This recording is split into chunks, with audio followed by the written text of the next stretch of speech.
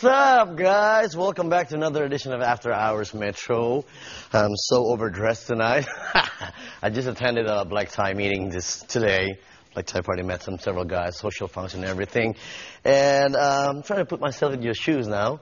But relax, I'm changing my sleepwear too soon. This is After Hours. Amy's on leave now, so it's going to be guys talk, all right? Stand by, 021-583-0022 is waiting for you now. Feel free to call, all right? And here's what we have for tonight.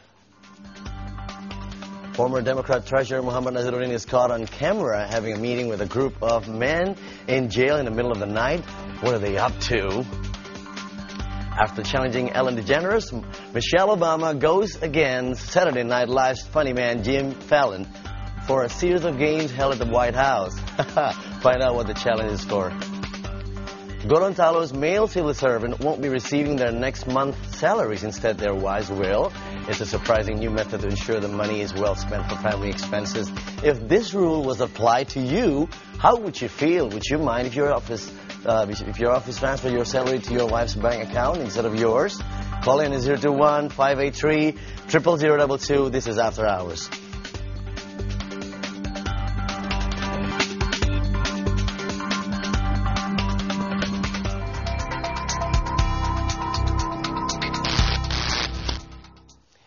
Former Democrat treasurer indicted for graft was caught having a meeting with his brother Muhammad Nazarudin and Mindo Rosalina's attorney out of visitation hours in prison.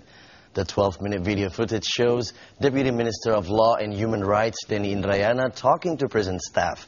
After the short meet, he wanted to take a short walk inside the Chipinang prison when he caught Nazarudin and his brother walking towards a back room in the middle of the night. They both met with several other people, including Jufri Taufik, the attorney of Mindo Rosalina Manulang, Nazarudin's former staff, who once testified against him in court.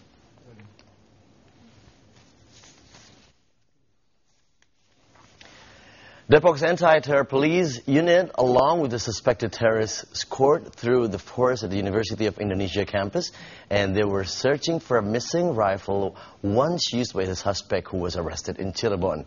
The police used a metal detector and swept the campus grounds for 5 hours.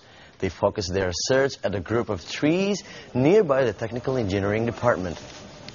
They later found a dismantled rifle inside a plastic bag buried underground.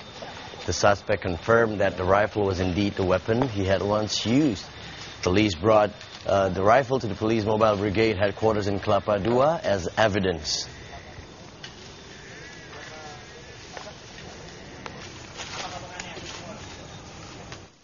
A 25-year-old parolee tried to abduct a 7-year-old girl from a Walmart store in Georgia on Wednesday.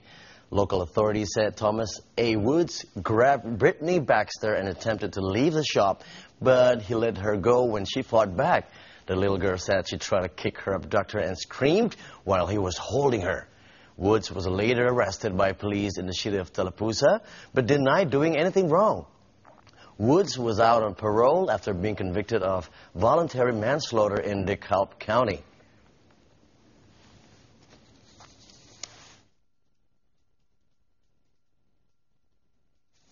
What would you do if you were challenged by First Lady? Michelle Obama took on TV host Jimmy Fallon in a White House fitness face-off to promote the First Lady's health initiative.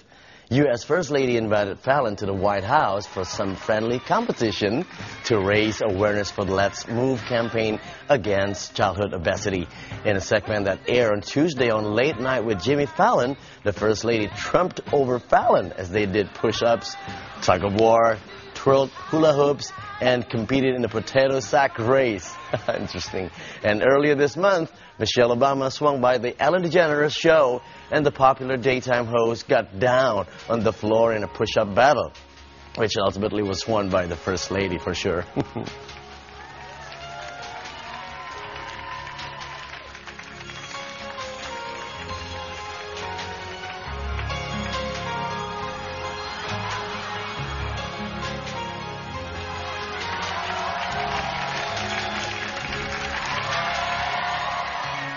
Jimmy, you're not that sporty. Not like this guy. A German runner has won an annual race up 86 flights of stairs at the Empire State Building in New York City for a record 7th straight time.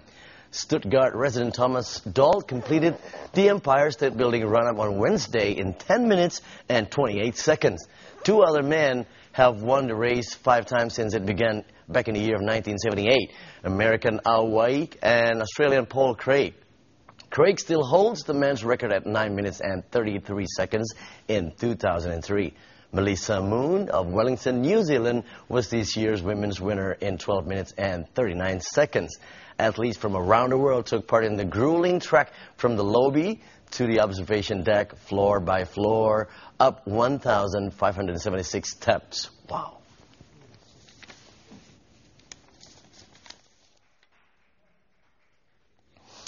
And here's for the Simpsons fans. Fans of The Simpsons celebrated the show's historic 500th episode with a viewing marathon held on Tuesday. After 23 seasons on televisions, The Simpsons has earned its place in pop culture history and its devotion amongst fans. To celebrate the long-running cartoon comedy, fans gathered at Hollywood and Highland Complex to sit for as long as they could, watching 500 Simpsons episodes back-to-back.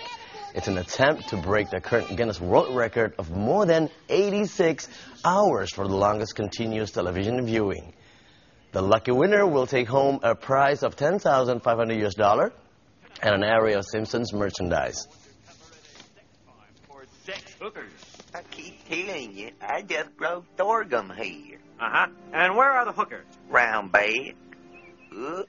But first, she was a university honors student who devoted her life to kids. So that's the first part of After Hours. Don't sleep yet. We still have a lot of things coming up on your television when we come back on After Hours, like this one. A unique hotel concept provides services for couples who wish to end their marriage. What? Find out more after the break. And here's our interactive topic for tonight. The Gorontalo regional government plans to send their civil servant salary straight to their staff. Why? If this rule was applied to you, how would you feel? Would you mind if your office transfers your salary to your wife's bank account instead of yours? Call in at 021-583-0022 when we come back on After Hours.